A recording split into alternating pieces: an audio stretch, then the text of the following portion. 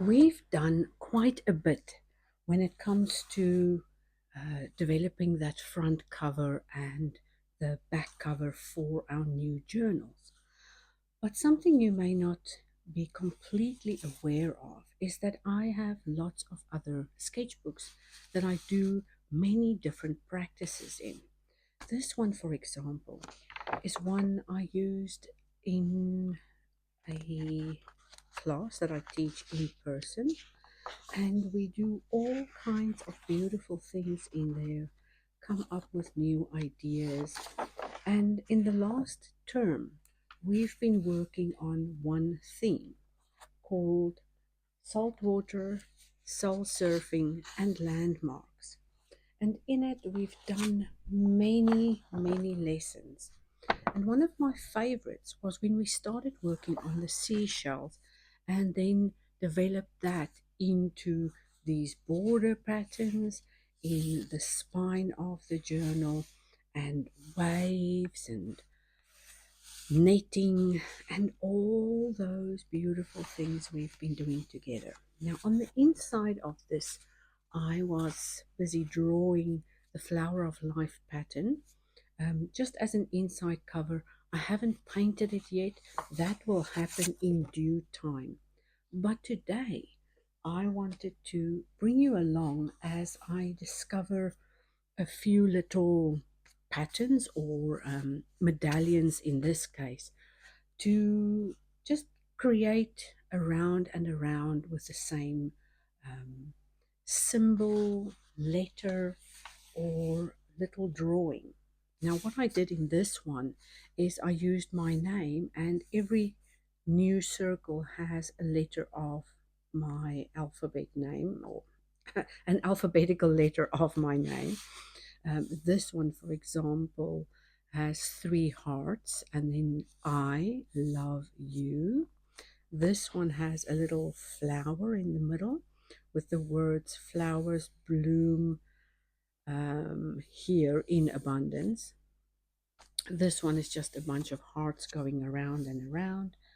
And of course, that wouldn't be a real Sunday for me if I didn't take these little practices um, into the studio, of course. Well, today my studio is in front of the television, and I think we can use, I'll put this aside because what this is going to be is a final design or an additional design that I'm going to do on the rounds, inspired by some of these practices. And then this is going to be stuck on the back cover of my sketchbook cover design. For now, I'm just going to put it to one side and then take you outside where we are going to draw. Now, as you can tell, I had to edit out that howling sound of the wind, and I was grabbing onto my papers, trying to hold on for dear life. So we are heading back inside because this is going to be uncomfortable if we stay here. But I did manage to pick a couple of flowers, and I'm going to take them in with us. All right, now I didn't realize that the mic dropped off of my overhead stand and is actually still lying outside. So by the time I'm going to do this video, it will be a complete voiceover. And that means I'll have to remember what I said here. So these little flowers came from my garden. Some are weeds, some are things that I never expected to grow in my garden, like that cornflower or paper flower. It is beautiful, and all the other heads of that bush is growing into something spectacular. Now, what you'll need for this freestyle drawing session is still a compass. You will need that compass to lay out the initial circles. It's not going to be difficult, and we might use a few metallics or some glittery stuff. So if you've got some glittering pens, bring those out. We are going to use them later. For now, you'll just need a pencil. So let me explain how we're going to do this. You can draw out a couple of circles on this page if you don't have a sketchbook, and you can get this page in our membership this month. It is completely free to download for all of the members, and follow along. Use some of those examples. I'm going to do two on this page today with different radiating circles, and you can simply follow along and play with these freestyle shapes. So I don't want to make my circles too big, so I'll adjust that size to become a little bit smaller so I can fit both of these in here. And as soon as I've drawn out this second uh, set of circles, I'll zoom in a little bit and show you how I'm going to draw some of these pattern examples on the right hand side. And just a circle or two more, and we are ready to go. Because I want variation in that width. Some might be narrow, some might be wide, but all in all, there needs to be a variety of spaces to add these shapes and patterns. Now, with this inner circle, I'm just going to repeat those E's or L's or curlies. You've made this movement with your hand a million times. If you've ever learned how to write in cursive, then you'll know how to do this. Put your pen to paper and give it a try. See how that last one has a bigger space? But I'm not worried about that because these are imperfect repeat patterns and just some ideas that we can start off with. I'm using that S shape and adding a few extra curls at the ends, one across from the other, so I can have equal spacing in here. And you can see that these are much bigger than those first initial curls because it is a wider space. Now I am a little bit unsatisfied about some of these elements, and erasing them is perfectly normal. Just remember that we're not after perfection here. We are just after a little bit of practice and freestyle pattern discovery. So I'll redraw that curl and the other S. And look here, I'm sort of confused as to what direction I need to go. So I'm just going to erase again and start again without overthinking. It is so much easier if we stop overthinking. A little circle here and there in between those spaces just to fill the gaps. And then I think we are going to go with something simpler, smaller, and a couple of petally droplets would be fine. How about an arch over those? Any element you see on this sheet can be repeated. The placement depends on your perspective at that moment or your ideas as they start flowing. And that's the thing. The ideas will start flowing once you start drawing. You can follow this example to the T if you want to, but it's going to feel so much more your own if you follow the patterns that you are drawn to, the little ideas that resonate with you, and make that yours. Make that yours to discover something unique that is flowing out of your pencil. Right here, I'm adding a ornamental little scroll design, and I'm going to repeat it in all the other places where those parts come together. The secret with a repeat pattern is to select something for every row and then repeat it in a sequence around the circle. The same goes for when you're doing a straight line. It's about selecting a specific element and then repeating it over and over. Now, this going around the circle is a very reflective exercise. It's a practice that will help you unwind, but you have to let go of what the outcome could look like, especially in the beginning when you are discovering the pattern, when you are coming up with a pattern. This is completely different to following a set of instructions of something that is geometrically correct. Having a freestyle effect like this is about discovering what your imagination can bring forth, what could live within that imaginary realm of each of those circles. And what you put in there is completely up to you.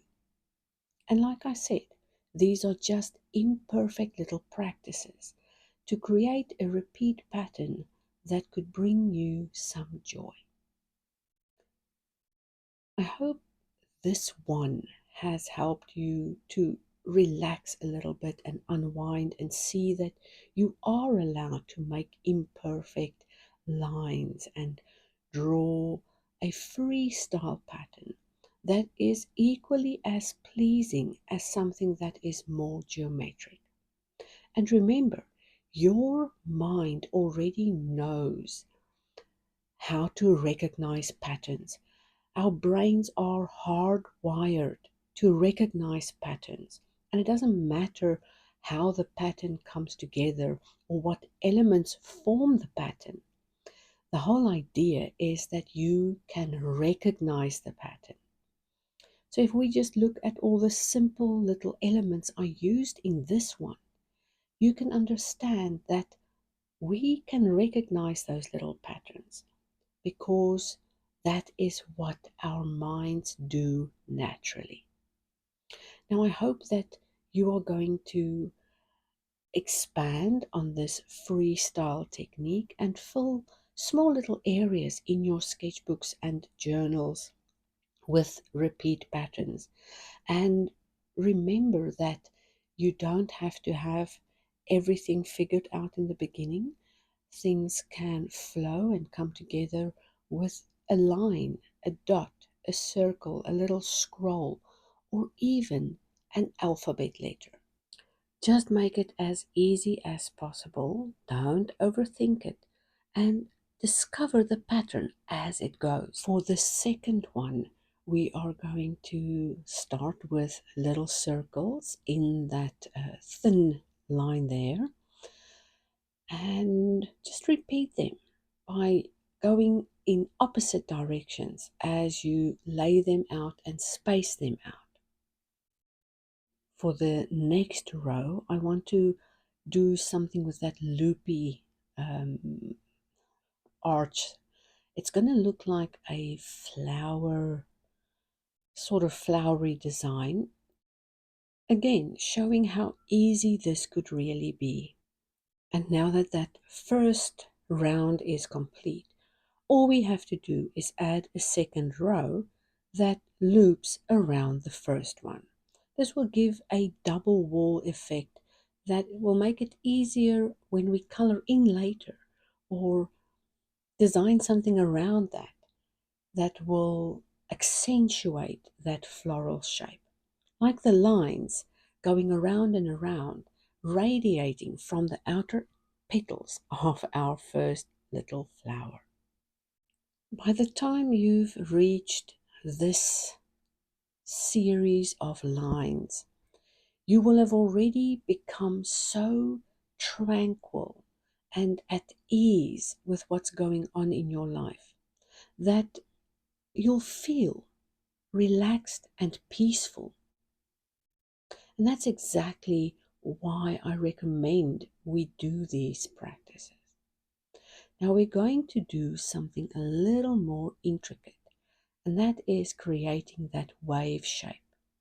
Now I remember from drawing and writing classes when I was still learning how to write that we had to make this pattern in our books and do it for weeks and weeks on end.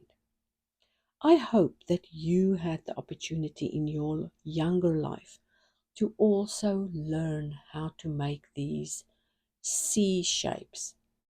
They also don't have to be perfect in the beginning. And you could replace this pattern or this C shape with anything else that you are willing to try for this round. Maybe challenge yourself a little bit to try it and see if you could, in fact, create these ocean shapes around that tight space. Alternating with something easier is one way to offset that moment of stress and just give yourself something easy to do for the next round. Don't overcomplicate things. It is just a little playful practice, remember? You could always go back and trace some of your favorite parts and use them in a final design, or just build on whatever designs you want. That's the beauty of having a sketchbook. You can mess about, create as much as you like. You could make mistakes. In fact, I encourage you to make a million mistakes in your sketchbooks before even considering doing anything with the information you are learning. And that's what it's about. We are learning, we are discovering, we are making time for the right side of our brain to be active. And once it's active, it can assist the conscious and subconscious mind to really solve our own problems. We don't have to stay stuck. We don't have to go around in circles.